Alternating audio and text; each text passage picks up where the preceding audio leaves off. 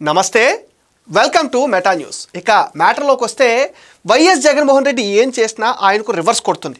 అధికారిక కూటమి నేతలను లక్ష్యంగా చేసుకుని లోకేష్ రెడ్ బుక్కి వ్యతిరేకంగా వైసీపీ ప్రారంభించిన డిజిటల్ బుక్ కార్యక్రమం అనుకోని విధంగా పార్టీకే ఇబ్బందికరంగా మారిందంటున్నారు. ఈ వేదికను ప్రత్యర్థులపై ఫిర్యాదులకు నమోదు చేయడానికి తీసుకొచ్చిన ఉద్దేశం ఇప్పుడు సొంత నాయకులపైనే ఫిర్యాదుల రూపంలో ఎదురైంది.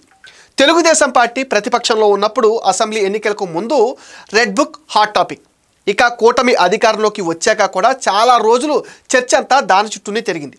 రాష్ట్రంలో రెడ్ బుక్ రాజ్యాంగాన్ని అమలు చేస్తున్నారని, దాని ప్రకారం తమ క్యాడర్ని తీవ్రంగా ఇబ్బందులు పెడుతున్నారని తీవ్ర విమర్శలు చేశారు వైసీపీ పెద్దలు. అందుకు కౌంటర్గా కార్యకర్తల కోసం డిజిటల్ బుక్ని లాంచ్ చేసింది వైసీపీ అధిష్టానం. వాళ్లకు ఎలాంటి ఆపదలో ఉన్నా ఏ సహాయం అవసరమైనా క్యూఆర్ కోడ్ స్కాన్ చేస్తే వెంటనే పార్టీ కేంద్ర కార్యాలయానికి సమాచారం అందేలా యాప్ను డిజైన్ చేశారు. డిజిటల్ బుక్లో నమోదైన ప్రతి ఫిర్యాదుకు ఒక లెక్క ఉంటుందని, రేపు అధికారంలోకి వచ్చాక వేధించిన వాళ్లకు చట్ట ప్రకారం చుక్కలు చూపిస్తామని లాంచింగ్ సందర్భంగా ప్రకటించారు వైసీపీ పెద్దలు. అంతవరకు అంతా బాగానే ఉంది. ఆ తర్వాతే అసలు సమస్య మొదలైంది. అధికార పార్టీ వేధింపులకు గురైన వాళ్ళు డిజిటల్ బుక్లో ఫిర్యాదు చేయడం ఒక ఎత్తు అయితే, అంతకు మించి సొంత పార్టీ నాయకుల మీదే ఫిర్యాదులు వెల్లువెత్తడం అధిష్టానాన్ని ఇరుకుని పడేస్తుంది, నేతల్ని ఉక్కిరిబిక్కిరి చేస్తుంది. ఈ డిజిటల్ బుక్ ప్రారంభించిన టైం బాగోలేదేమో అని సోషల్ మీడియాలో సైతం సెటైర్లు పేలుతున్నాయి. మాజీ మంత్రి విడుదల రజని, మడకశిర మాజీ ఎమ్మెల్యే తిప్పేస్వామి మీద డిజిటల్ బుక్లో ఫిర్యాదులు నమోదవడం చూసి పార్టీ ముఖ్యులు షాక్ అవుతున్నారు. మనం డిజిటల్ బుక్ పెట్టింది దేనికోసం, ఇప్పుడు జరుగుతుంది ఏంటి అంటూ పార్టీ సర్కిల్స్లో గట్టిగానే చర్చ జరుగుతుంది. పార్టీ యాప్లో సొంత వాళ్ల మీదే ఫిర్యాదులు రావడంతో ఏం చేయాలో పాలుపోవటం లేదంటున్నారు. డిజిటల్ బుక్ యాప్ ఆవిష్కరించినప్పుడు అందులో లోపాలను గుర్తించారు నిపుణులు. యాప్ ప్రాథమిక దశలో ఉన్నందున లోటుపాట్లు గుర్తించి సవరించుకుంటామన్నారు వైసీపీ నేతలు. పార్టీ ముఖ్య నేతలపై వచ్చిన ఫిర్యాదులను సీరియస్గా తీసుకోకపోతే పరువు పోవడం ఖాయం.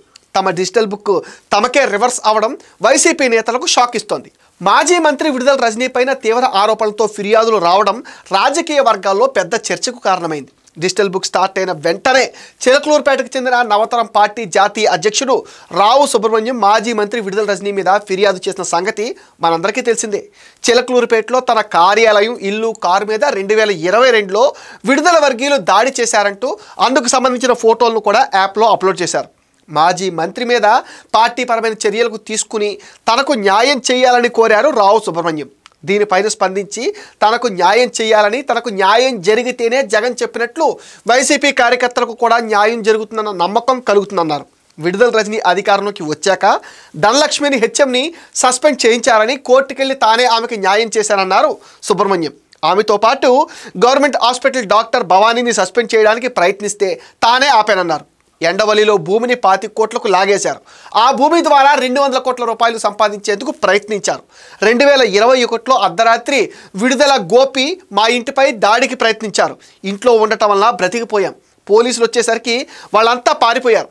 నా కారు, ఇల్లు నాశనం చేశారు. ఆఫీసులో వస్తువులు ఎత్తుకెళ్లారు. ప్రజల పక్షాన పనిచేస్తున్నానని నా పైన దాళ్లకు తెగబడ్డారు. 2022లో మేమంతా పోలీస్ రక్షణలో సొంతూరు వదిలి ఉలవపాడులో బంధువులింట్లో దాక్కోవాల్సిన పరిస్థితి వచ్చింది. 4 అమాయకులపైన కేసు కట్టారు, కానీ ఏ చర్యలు తీసుకోలేదు. అక్టోబర్ 3వ తేదీకి నేను లేవనెత్తిన సమస్యను పరిష్కరిస్తానని హామీ ఇచ్చానన్నారు. జగన్ నిజంగా స్పందించి విడుదల రజనీని సస్పెండ్ చేస్తారా అనేదే సంచలనంగా మారింది. ఇది చాలదన్నట్టుగా వైసీపీ హయాంలో తనకు అన్యాయం జరిగిందని, న్యాయం జరగకపోతే ఆత్మహత్యలే దిక్కంటూ ఫిర్యాదు చేశారు శ్రీ సత్యసాయి జిల్లాకు చెందిన బాధితులు. మడకశిర మాజీ ఎమ్మెల్యే తిప్పేస్వామి అన్యాయం చేశారని 2 బాధితులు డిజిటల్ బుక్లో మాట్లాడిన వీడియోలు ఇప్పుడు సోషల్ మీడియాలో వైరల్ అవుతున్నాయి. మున్సిపల్ చైర్మన్ పదవి ఇప్పిస్తానంటూ తిప్పేస్వామి తన దగ్గర 25 లక్షల రూపాయలు తీసుకున్నట్లుగా కౌన్సిలర్ ప్రియాంక, ఆమె తండ్రి విక్రమ్ డిజిటల్ బుక్లో ఫిర్యాదు చేశారు. తిరిగి డబ్బులు అడిగితే పార్టీ కోసమే ఖర్చు చేశానని, ఎవరికి చెప్పుకుంటావో చెప్పుకోమని బెదిరిస్తున్నారని, న్యాయం జరగకుంటే మా కుటుంబానికి ఆత్మహత్యలే దిక్కని కౌన్సిలర్ ప్రియాంక, ఆమె తండ్రి విక్రమ్ ఆవేదన వ్యక్తం చేశారు. అంగన్వాడీ హెల్పర్ ఉద్యోగం కోసం తిప్పేస్వామికి 75,000 రూపాయలు ఇచ్చినట్టు ఆగలి మండలం డోక్కపల్లి గ్రామానికి చెందిన రామరాజు కూడా డిజిటల్ బుక్లో కంప్లైంట్ చేశాడు. ఆ తర్వాత ప్రమోషన్ రావడంతో మళ్ళీ 5 లక్షలు ఇవ్వాలని డిమాండ్ చేశారంటూ ఆవేదన వ్యక్తం చేశాడు బాధితుడు. డిజిటల్ బుక్ ప్రారంభించిన వెంటనే 2 ముఖ్య నేతలపైన ఫిర్యాదులు రావడం వైసీపీ హైకమాండ్కు ఇబ్బందికరంగా మారుతోంది.